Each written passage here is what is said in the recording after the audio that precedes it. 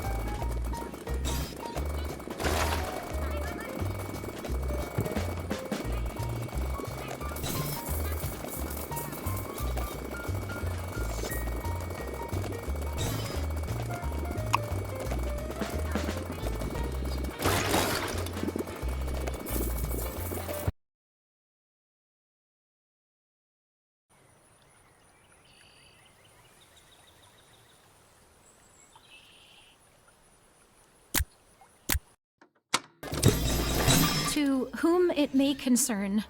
How do you start one of these? My name is Donna Bellinger, and I know what happened to Barry Pomeroy.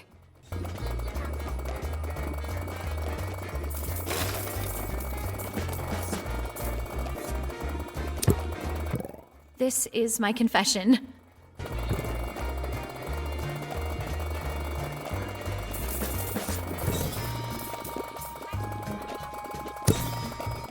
Barry was my producer on Miss Rainbow's Berry Patch, the show I created and star in. The show was in trouble, financially and critically. I saw the writing on the wall, heard the rumblings from the studio. I knew I was on the chopping block. On Friday, April 12th, we had a short shooting day, and the rest of the crew was leaving early. Barry reached out to me via email that morning about staying later to talk about things. He knew that I already knew what the meeting was about. He wanted to have a face-to-face, so I began planning. We wrapped around 2:30 p.m. I told Barry I had to run a few errands, but I'd be back later to chat. I drove my car out of the studio parking lot around 3 p.m. I drove to my usual smoothie shop and parked in the paid lot nearby, making sure I kept the receipts for my alibi. Shortly after, I took a taxi back to the studio, dropping me off a few blocks away in case anyone saw me. I entered the building and disabled the security system. We've had recent issues with our passwords being shared and figured it would be a plausible explanation for a break-in. I am quite the horticulturist, or at least I like to think so. Inside my office, hidden in the back, is an Atropa belladonna, more commonly known as deadly nightshade. Ingesting even a single berry. Why am I explaining this to you? It's in the name. I poisoned Barry's coffee. It was quicker than I thought it'd be. His mug clattered to the floor as he collapsed. We have an old orchestra pit below the soundstage we repurposed for the puppeteers and prop storage, so I dragged Barry over, lifted the trap door, and scooted him in. I figured I had a few days tops before someone found him, so I tossed in a few more props, some gnomes, flamingos, that sort of thing, to cover him a bit. That was about where my original plans ended. I paced around the office before an idea struck me. I fabricated a ransom note. Surely that would lead the police away from the studio pit, at least long enough for me to figure out a long-term plan. I walked the 3 miles to where my car was parked and drove back to the studio. That's when I contacted the police. I explained I had just returned to the studio to find the ransom note, and Barry nowhere to be found. And this is where we're at. I'm recording this in my office, and I can't think of any reality where I get away with this. So many questions I've had to answer, reiterating where I was at what time and doing what with who. And I don't think they believe me anymore. Maybe I'm not as good of an actor as I thought. Or maybe I'm more comfortable playing Miss Rainbow than I am Donna Bellinger. I don't think I'm digging myself out of this hole. He deserved it. Barry deserved it. He wanted to sanitize my show, burn away my fingerprint from my own creation. The show would go on like I never existed. A rewrite? A recasting? A recasting of history? Reality? No, no, no. I'm the director of this story, and I haven't called cut yet. I'm going to bury under the scorched remains of this place. And no matter how deep you dig, you'll never find him. I'll make sure of it.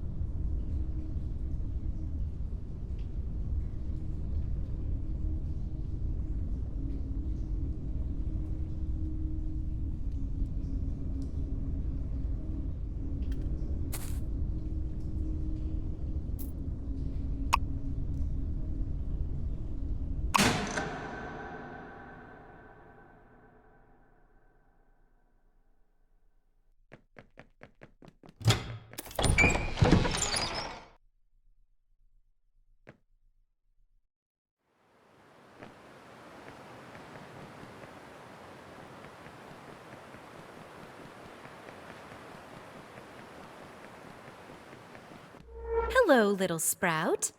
Today, I want to talk to you about something very important. It's called truth. But it seems like you already know the truth. I used to make this show because I wanted to teach kindness. I wanted to help kids grow strong roots. But then, the studio decided my roots weren't exciting enough. They wanted bigger flowers, louder colors, someone more recognizable. They told me it was just business. I gave them everything I had. Songs, lessons, years of my life. Barry said it wasn't personal. It was the studio's decision, after all. He lied. It was Barry's idea all along. He promised me I'd still belong here in the world I created. My world, not his. He has his other worlds. Popular, successful, critically acclaimed. His legacy was intact. His future secure. But what about mine? Barry took my garden and handed it to someone else. He buried my work. He buried me. He stopped me from teaching the children how to grow. So instead, I taught Barry Pomeroy how to rot. So here we are, where nobody will ever find us. In this world of my making. No producers, no studio heads, no financial reports. I make the rules here. But I can't do this alone. I need actors, characters, friends. You watched my tape. And now you're here to help create my vision for a brighter, sunnier world forever. Now, let's get out of this dark hole. What do you say?